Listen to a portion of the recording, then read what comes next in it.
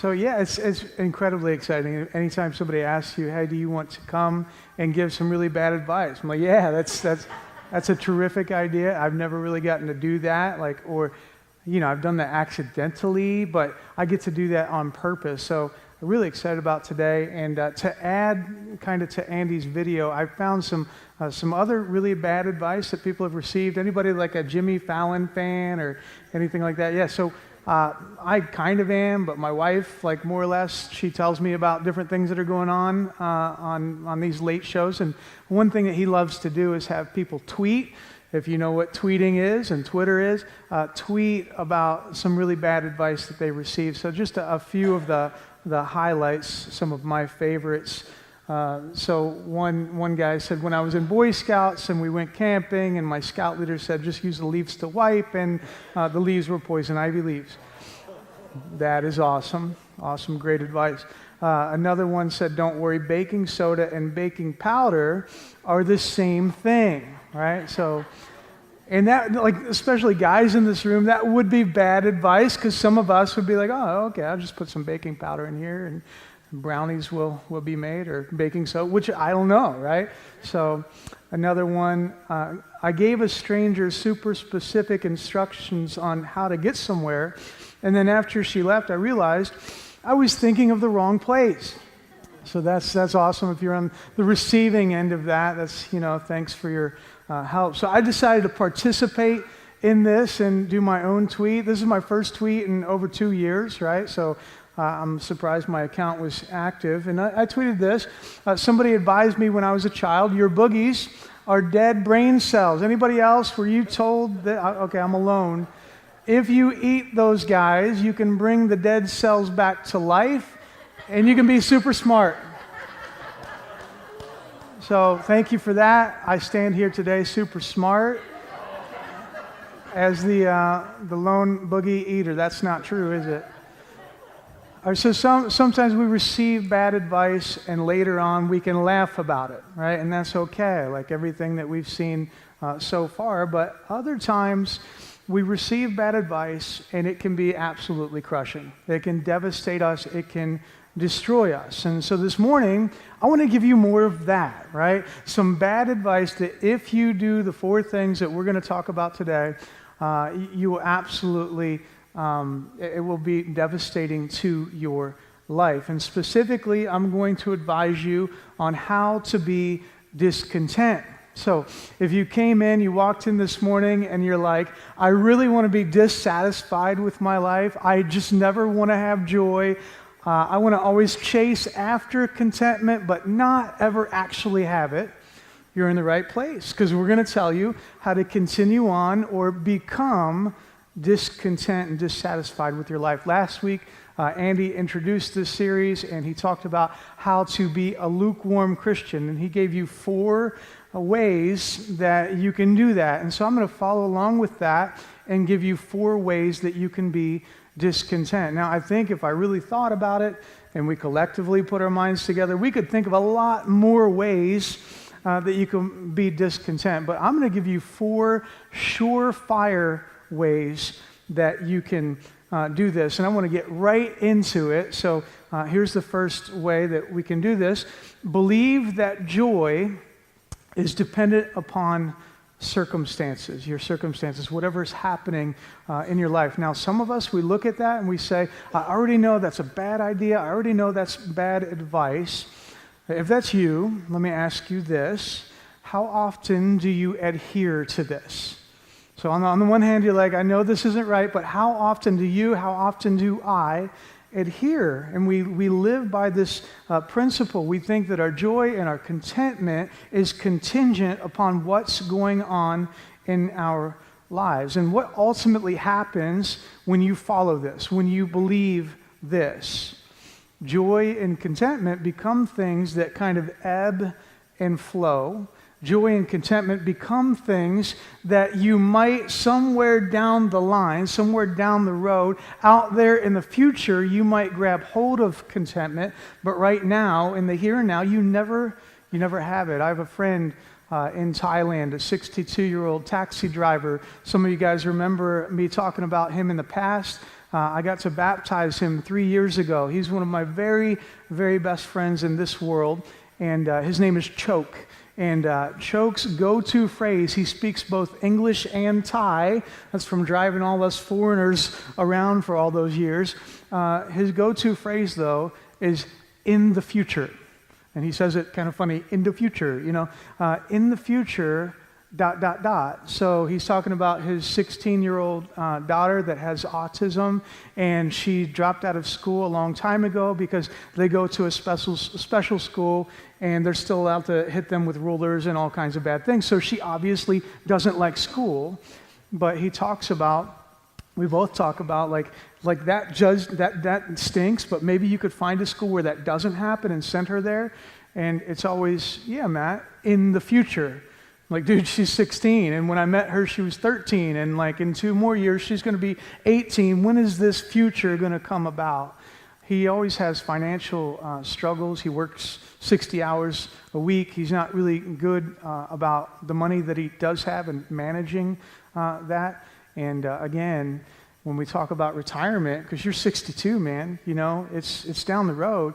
But when he talks about financial security, when he talks about being able to save some money up, it's always this idea in the future. We even talk about, hey man, you should come visit us in America. That'd be all right. In the future, I will do this. His whole life kind of exists in the future. And I think many of us, whether we admit it or not, whether we say it like he does or not, I think we live the same way.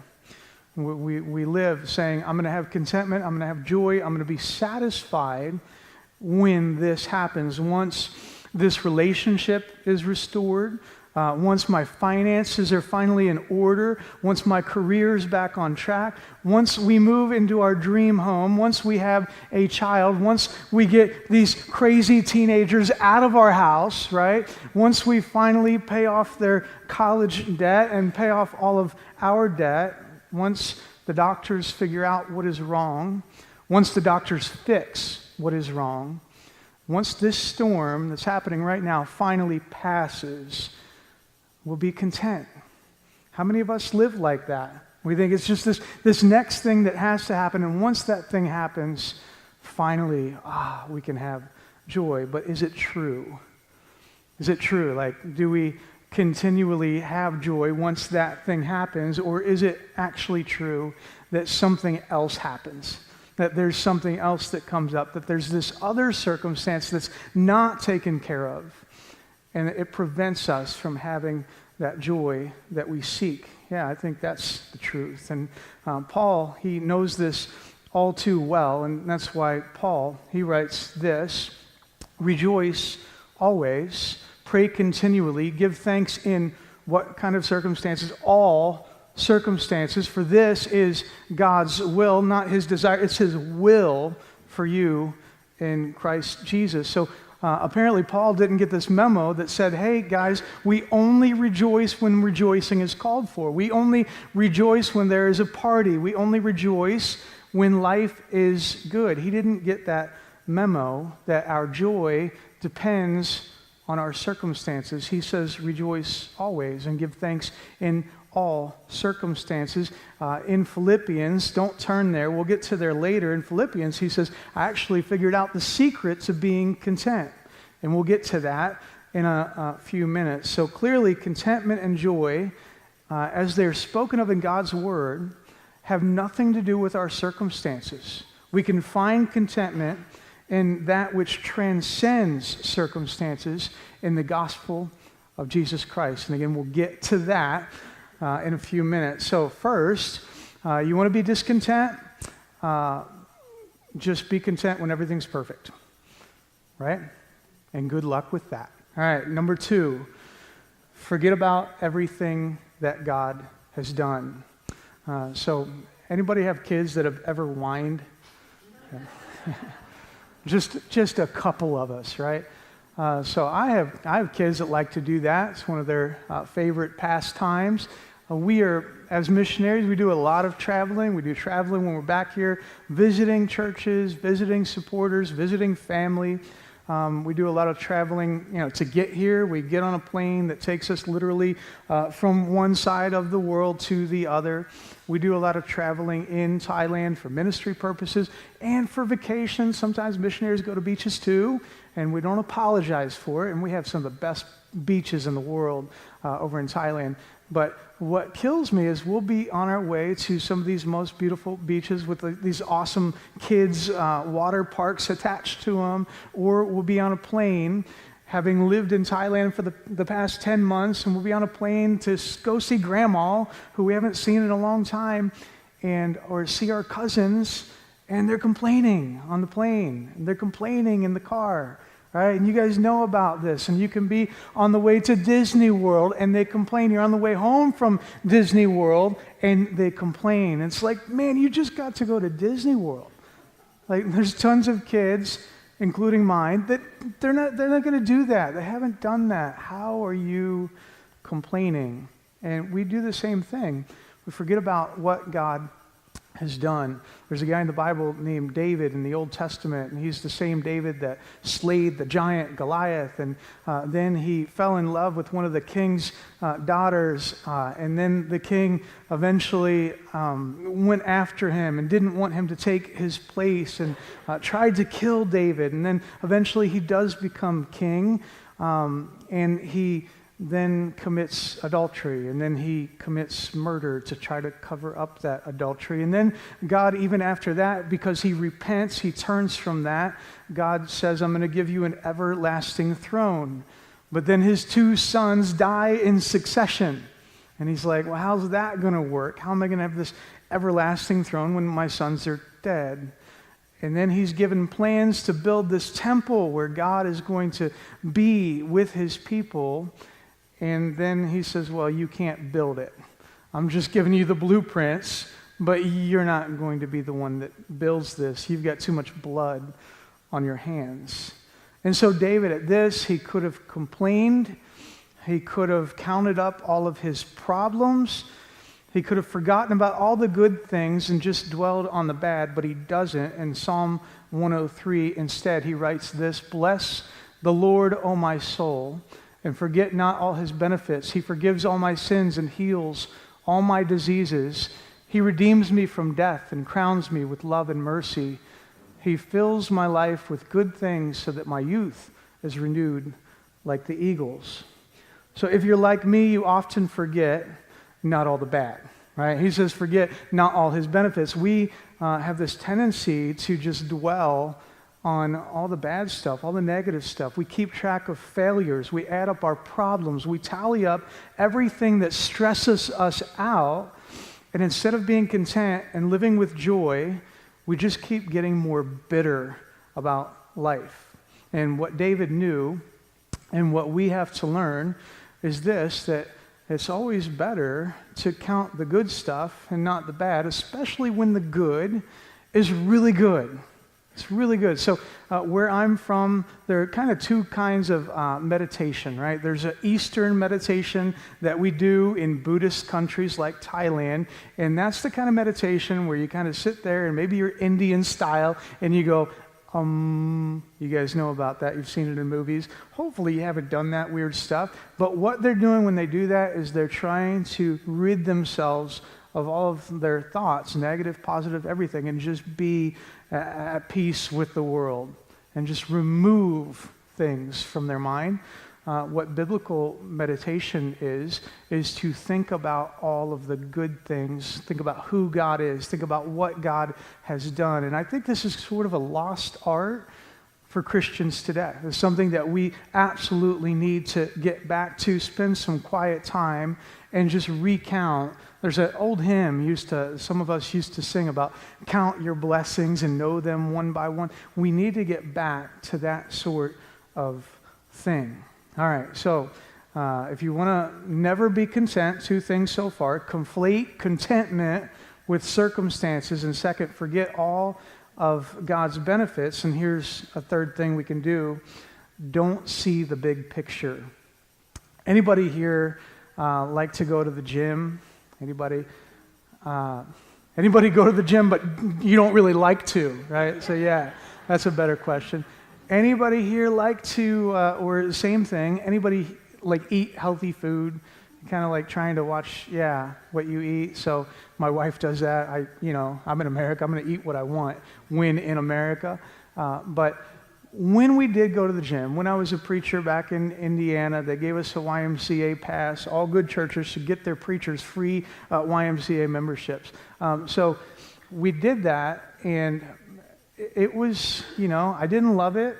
I didn't love going there, didn't love making the round trip there, but I could see the big picture. I knew, this is beneficial for me.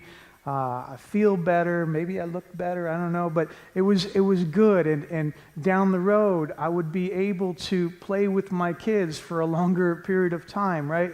I wouldn't get worn out. I looked at the long road ahead and said, this is beneficial. It hurts now. There's pain now. I don't love this, but it's beneficial. The same with eating broccoli, right?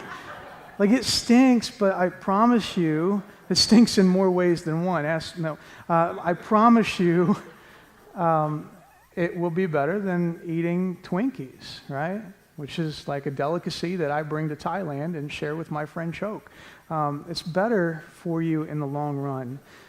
So when we eat sometimes and when we go to the gym, we can see the big picture, but in every other context of life, I can't really get past what's right in front of me. I have tunnel vision. I only see what's right here, right now, and it leads me to make awful decisions and get myself into many unnecessary pickles, right? Anybody here love to sit in traffic? Yeah, no hands raising on that. It's my favorite thing to do. In Bangkok, we have 15 million people, and at times we've been in the rain one day last year, and we were going just 2 miles, and it took 2.5 hours. And there was no way out. You're not turning right or left or anything else. There's just no escaping it, right? And we had the kids, and it was just a joyful family night, right? Joyful family night. So there are times, though, where you can escape it, right? And you can kind of hit end on Google Maps or Apple Maps. You can hit end and say, I know, I'm a guy, right? Get lead in my nose. I know that there's a better route, and then you do that, and 9 times out of 10, for me at least, it was not a better route, right? And we have the same tendency in everyday life, I think, to not see the big picture, to make rash decisions, to make messes where there otherwise would have just been minor glitches, right? Just little hiccups, all because we're looking at artwork before it's finished. We're looking at globs of paint on a canvas that aren't beautiful yet, but they will be. And so what we have to remember is this, that any frustrations that we have, anything that's going on in our life, any confusion, any fear, any doubt, anything in your life and mind that just seems out of whack right now, it's not the finished product. We don't have before us the masterpiece. And this is exactly what Paul, again, gets at when he writes to the Corinthians. He says, we are afflicted in every way, but not crushed, perplexed, but not driven to despair, persecuted, but not forsaken, struck down, but not destroyed, always carrying in the body the death of Jesus, so that the life of Jesus may be evident in our bodies. Yes, we live under the constant danger of death because we serve Jesus. So I talked about, all kinds of bad advice. There's also this bit of bad news, right, in one sense. So here's what's true about all human beings, for all times. Everyone suffers. Everyone is going to have heartache. Everyone is going to experience loss. Life is just generally hard, right? But here's the deal with following Christ. Serving Jesus means life is even more difficult. The Bible actually promises to the Christian that your life is going to be more difficult than the person who's not following him. Because you follow him, you're going to suffer more for your faith. But look where it leads according to Paul. He says, as God's grace reaches more and more people, there will be great thanksgiving and God will receive more and more glory. So in Thailand, man, we run into all kinds of stuff that is hard because we've chosen to serve the kingdom of God, in a foreign land where they speak a crazy language with 5 different tones. Because we've chosen to do that, we experience a lot of suffering, right? And just everyday life that you guys go through, sometimes that everyday stuff is harder. 3 months ago, my grandma passed away. We were in Bangkok, right? She's on the other side of the world. My family's grieving on the other side of the world. I don't know if you've lost a loved one when you couldn't be at the funeral. You cannot grieve, right? And then you go the next couple of months thinking, man, I didn't shed a tear for my grandma. But I didn't because I wasn't with my family. I wasn't there. It was so far removed from this.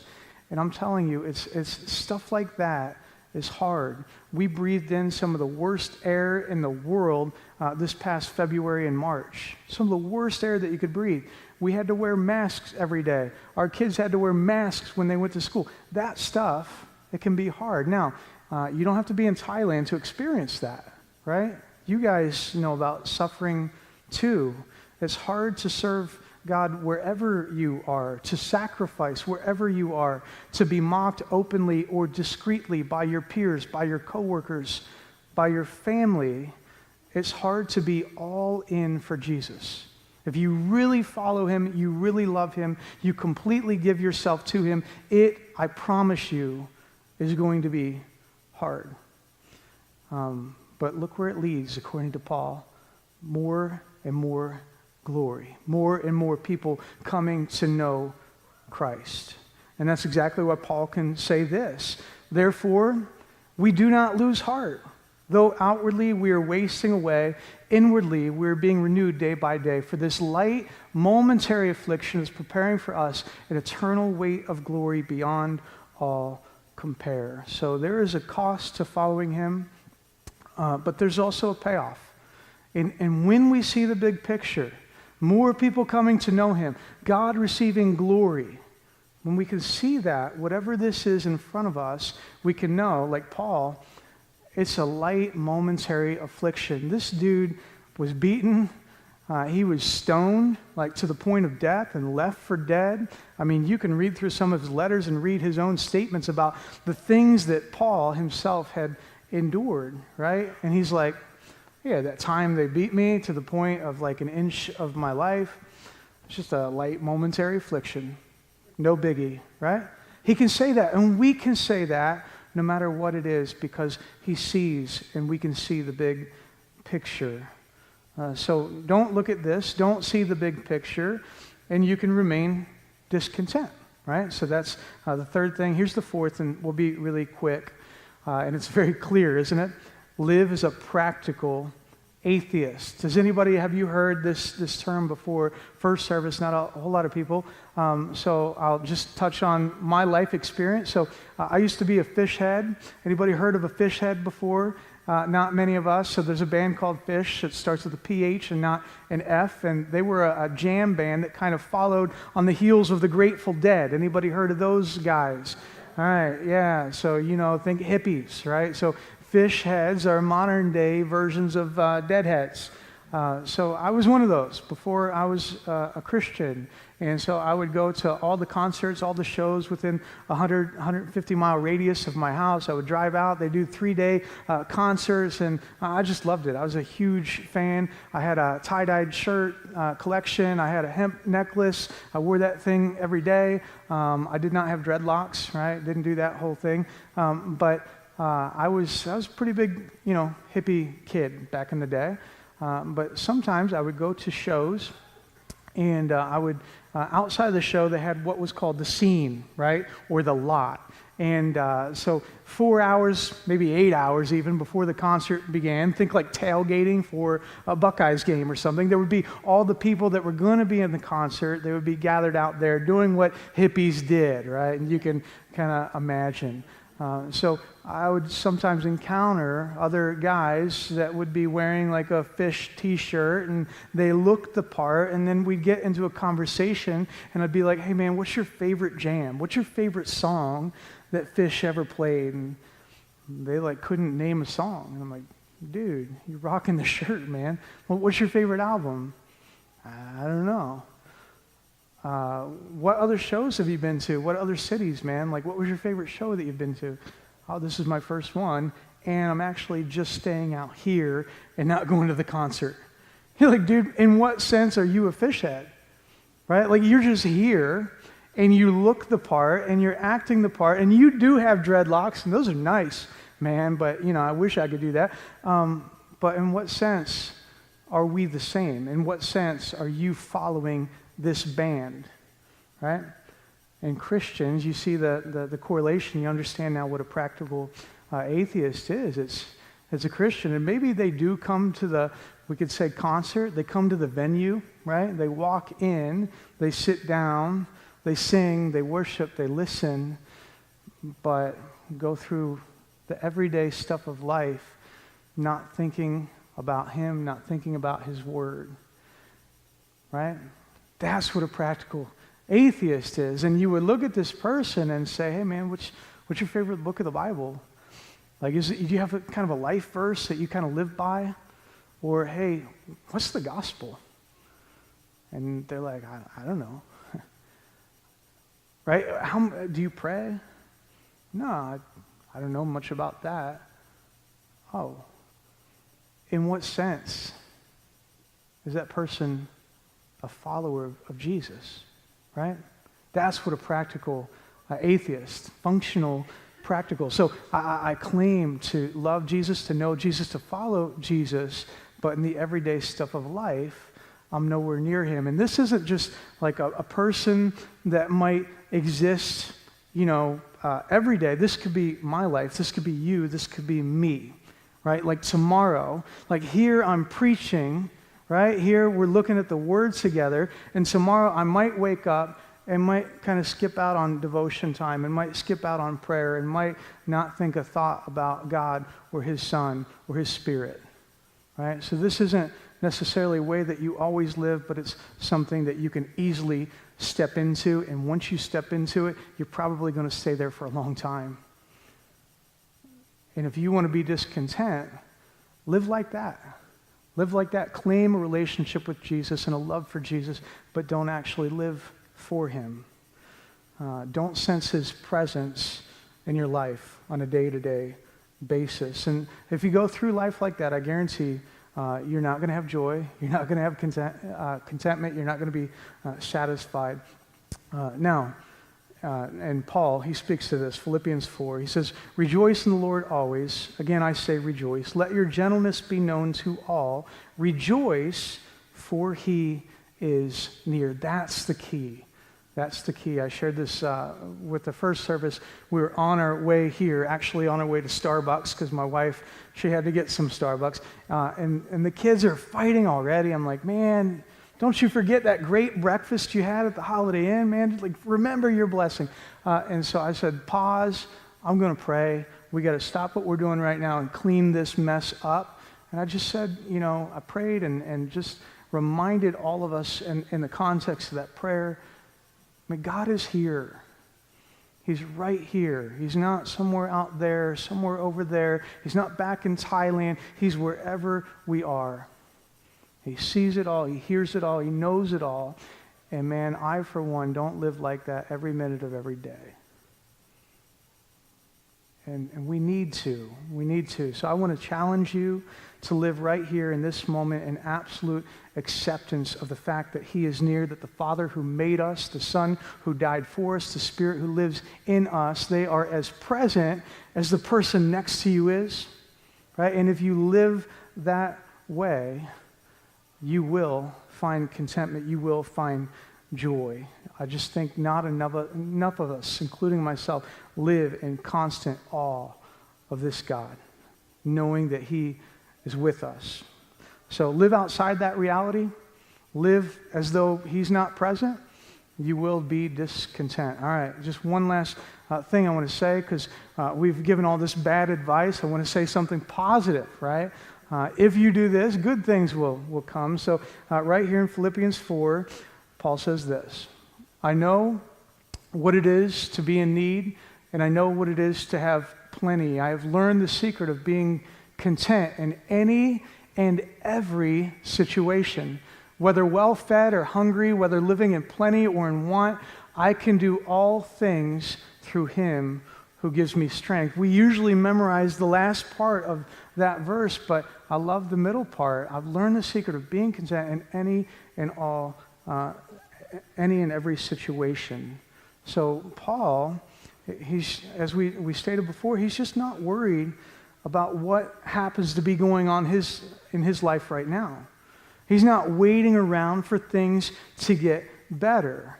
He's actually having joy even when life is at its worst. And what makes that possible, not only for Paul, but also for us, is simple. It's the person and the work of Jesus Christ. So here's the thing.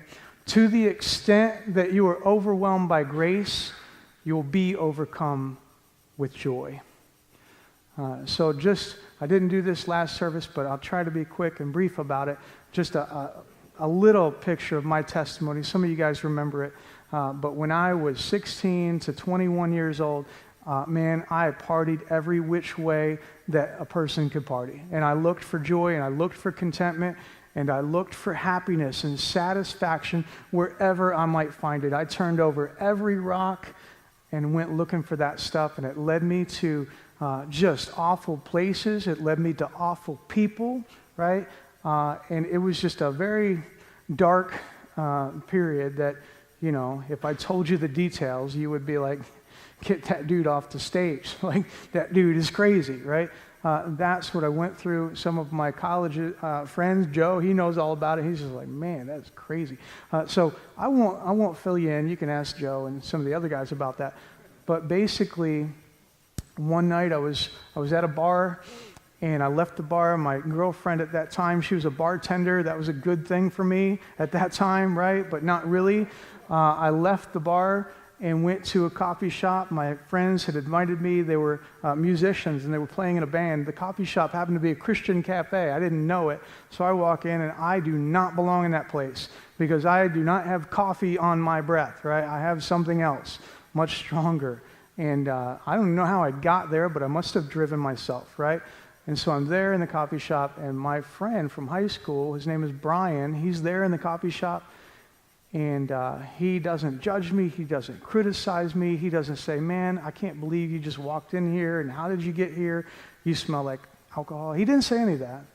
He's just like, hey man, I'm going to buy you a cup of coffee. And we sat down, and he asked me, and this is where it's relevant to what we're talking about, he asked me one question that I'll never forget. Matt, I know your life. He had worked with me when we were 18, 19 years old, and I was living that same life over and over again. And he said, do you have joy? Are you content? Do you have satisfaction? And that's the moment. Well, thereafter, he said, do you want it? Do you want to know how you can have it? And then he told me about the person and the work of Jesus. And I'll lay it out for those of us that need that conversation with Brian. I can't have that full conversation with you now, but let me say this. One way of illustrating where we are without Jesus is this. Suppose that there's three guys. What's the nearest river? Okay, so that river, there's three guys, and they want to swim across that thing. And the first guy, he goes like one, I want to say meter, but you guys are like, what's that? He goes like 3-4 feet out, and he drowns, right?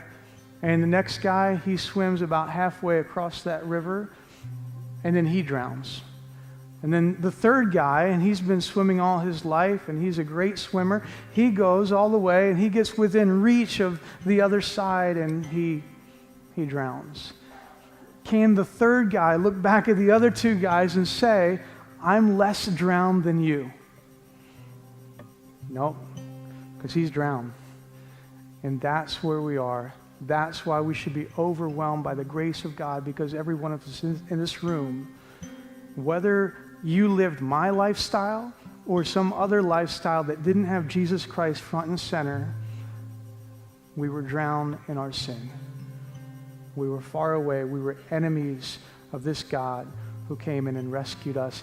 And we should be as overwhelmed today as we were when we first believed. And if you are overwhelmed like that, you will always